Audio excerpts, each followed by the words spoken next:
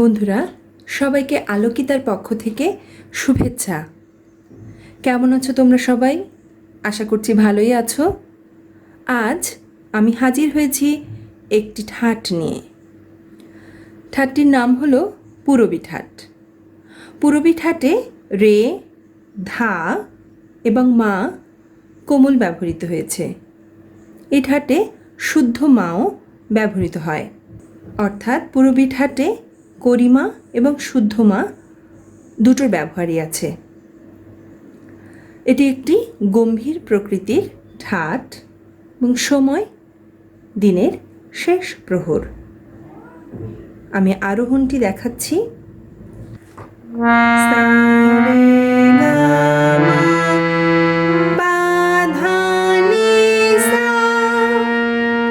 এবার অবরোহণটি দেখাচ্ছি।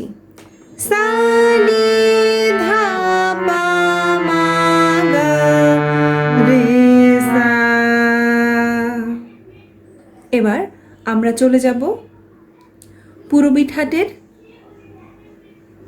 লক্ষণ গীতে।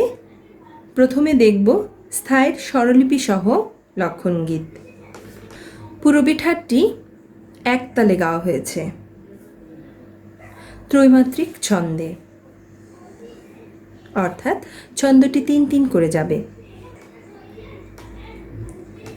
গা মা পা মা গা রে সা রে নি রে গা গা পূরবী ঠাট রাগ কহে ধ্বনি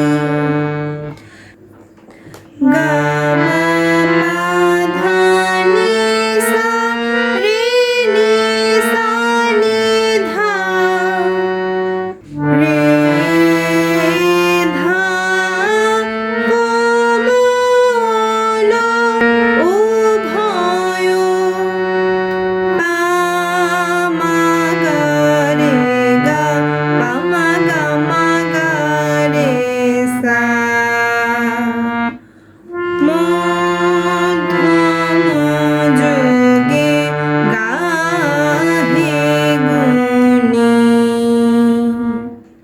এবার আমি স্থায়ীর সম্পূর্ণ স্বরলিপিটি দেখাচ্ছি।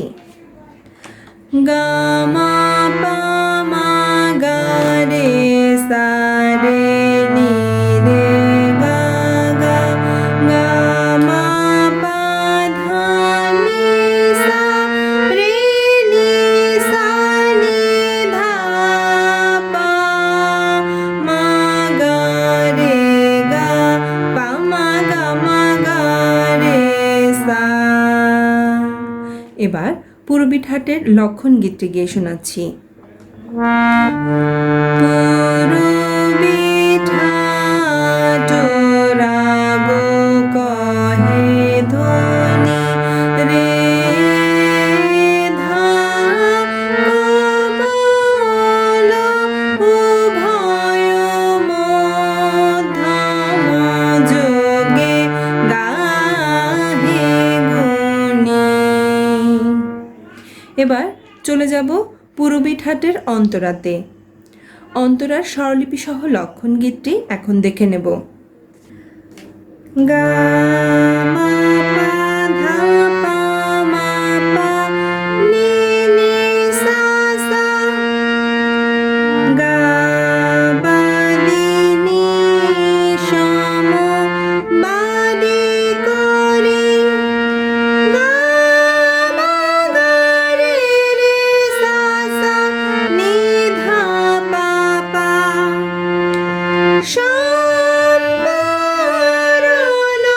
রাগে মনোহরি পা ধা নি সা রে সা নি সা নি ধা পা মা গা রে সা।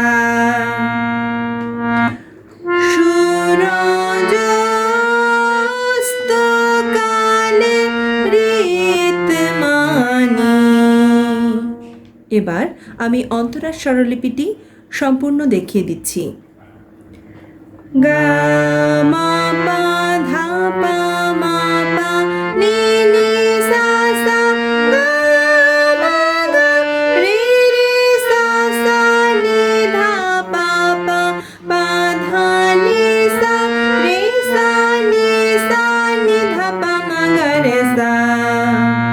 এবার পূরবী ঠাটের অন্তরার লক্ষণ গীতটি গেয়ে শোনাচ্ছি।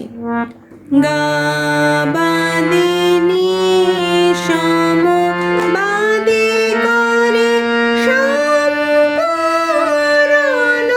রাগে মনোহরি সুরজ অস্তকালে ঋতমানি। বন্ধুরা, তোমরা ধৈর্য ধরে একটু একটু করে আশা করি লক্ষণগীতটি তুলে ফেলতে পারবে, বারবার অনুশীলন করবে, তাহলে ভালোভাবে তোমরা ঠাটটি তুলে ফেলতে পারবে। সবাই ভালো থাকবে। আজ এ পর্যন্তই। ধন্যবাদ সবাইকে।